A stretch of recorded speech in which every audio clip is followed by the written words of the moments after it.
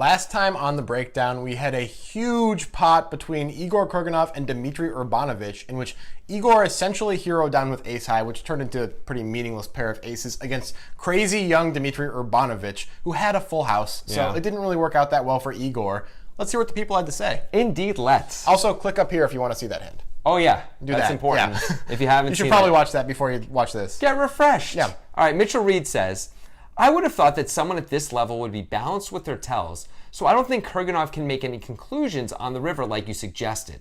Urbanovic is giving away a lot of information, that's with quotes around it. Gotcha. Just to be clear. I think everybody understood that. Information. But I would have thought that he's doing everything he is when he is bluffing and when he is value betting. Okay, this may harken back a bit to a hand we did a couple weeks ago featuring Mustafa Kanat, where he did a lot of talking. Yeah. And we said Mustafa's going to be balanced in his talking because he does it all the time. It's kind of not true for Dmitry because Dmitry is 19, hasn't played very much live poker, and had a clear tell the hand before. Also, I'd like to point out, even Mustafa Kanat, who we're talking about, Charlie Carroll, was certain he had a tell on him, Yes. and that's why he was able to fold kings.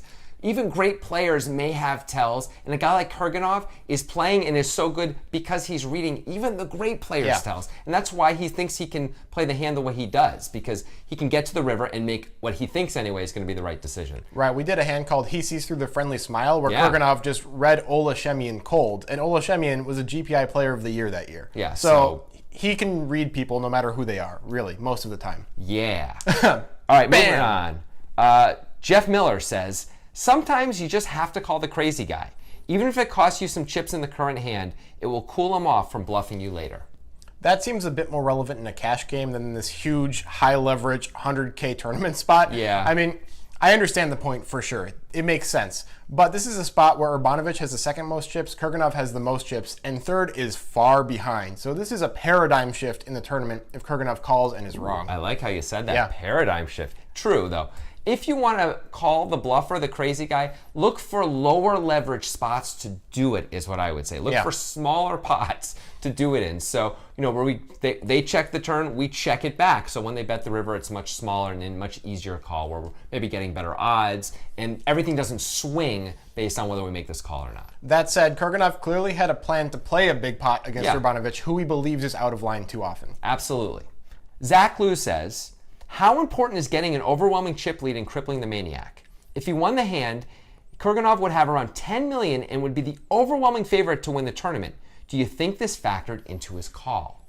I don't know if it factored into his specific call on the river. I think it factored into his decision to play a big pot against Urbanovic, though. Right, I agree. So it's got to be at least a little part of what's going on in his head.